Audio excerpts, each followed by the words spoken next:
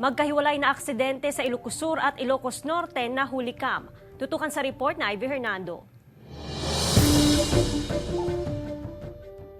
Sa CCTV footage na ito, kita ang dalawang sakay ng garong na patawid ng kalsada nang bigla silang nasalpok ng isang van. Nangyari ang aksidente sa intersection ng Zone 4 Bantay, Ilocos Sur. Dire-diretso ang mabilis na van hanggang nasalpok ang mga biktima. Tumilapon sa gilid ng kalsada ang pasahero habang ang driver napunta sa loob ng garong.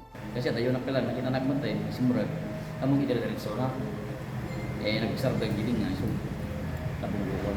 Nagtamo ng mga bali sa katawan ang dalawang sakay ng garong at ang isa nakatakdang maoperahan. Nagpreno din po man yung van, kaya lang medyo mabilis din po yung takbo niya. Kaya ayun ma'am, nasa top pa rin yung tricycle na burong-burong. Nahaharap sa kaukulang kaso ang driver ng van.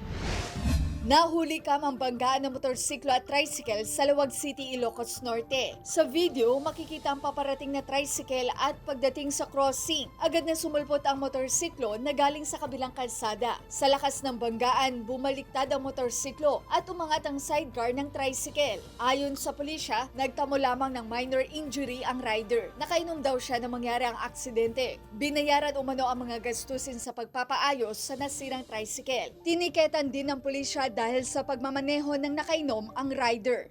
Yung motor, dumire-diretso, hindi niya napansin yung full stop doon, kaya binangga niya yung tricycle na papuntang south. Ivy Hernando, Balitang Amyanan.